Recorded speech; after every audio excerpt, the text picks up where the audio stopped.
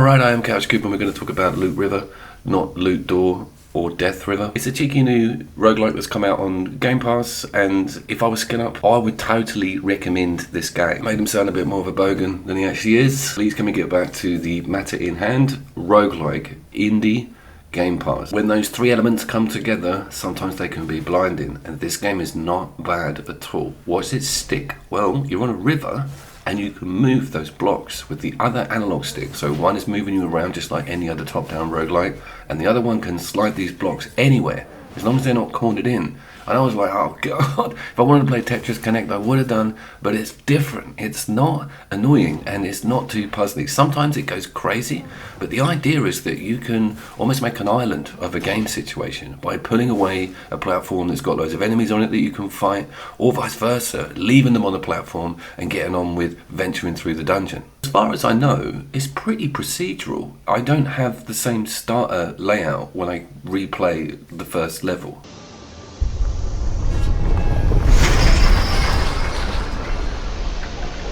Let's talk about its controls very briefly, and one thing that will make you feel a bit strange is that square, or X, is switch out weapon, and you start with two pretty primitive, there's a halberd and there's like a broadsword thing. They've both got builds on them, and it's operating on triggers, hence the death's door analogy is that the controls take a little bit of getting used to, and the hitboxes, and the fact that there's no sort of focal.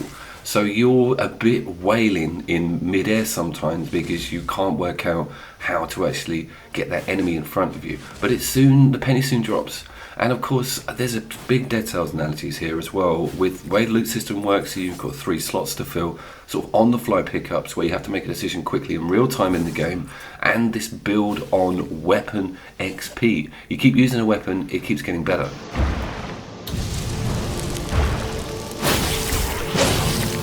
I want to talk about its element system, particularly the fire. That is genius. You start it off by walking over this like weird manhole cover, and then it will just take over the platform that you're on. So you've got to move that platform somewhere else before you run out of room, but then the fire will catch on to the new platform. Then you realise that you're on a burning mini wooden island that's filled with enemies.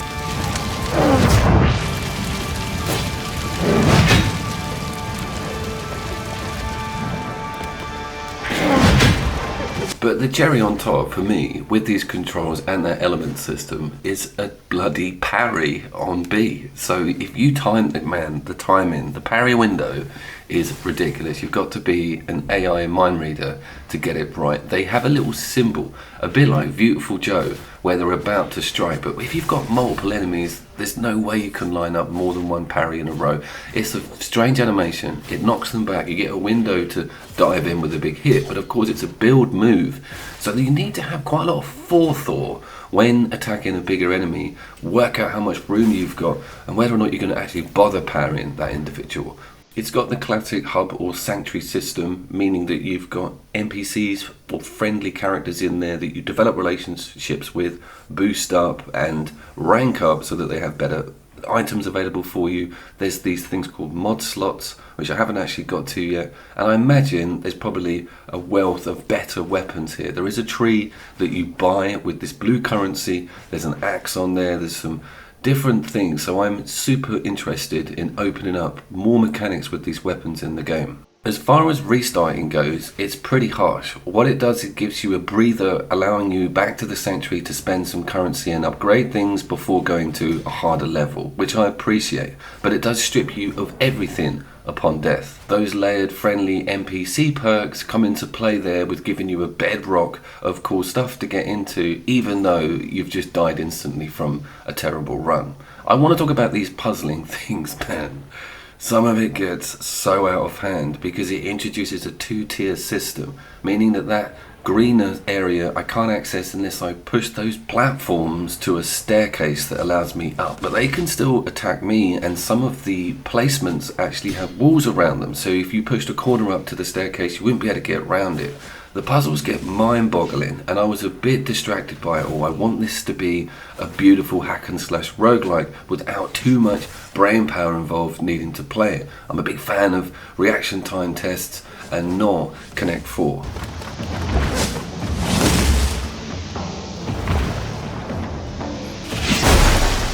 But strangely, it kind of works. When you're in a panic and you're running away from an enemy, you can just cut them off and do them out of a route towards you. It's clever with its ideas about creating obstacles with stuff that's chasing you, or just moving an enemy away from you by teasing them onto a platform that then you move and just get away. But there is XP in killing these things, and let's talk about its namesake, loot. It's skimpy as hell. You'll get maybe 2 or 3 drops on a run. Not enough in my eyes. Can you see I've got a feather, some weird, I think that's a cotton wool bud. It's got that Enter the Gungeon, Risk of Rain, huge wealth of different characterized perks and unlocks that you will collect on a run to change your gameplay style. I got a tooth, which just basically gave me a second life, and sometimes you'll pick up something that will just give you a thwacking great health bar. You can see here that I'm at give up stage with this puzzle. Sometimes you just look at them wrong, but other times they're just so layered because you've got to move one block that pushes onto having to go back round and move another space, and before you know it, you're backtracking on a level that you've finished because you can't get these damn platforms lined up.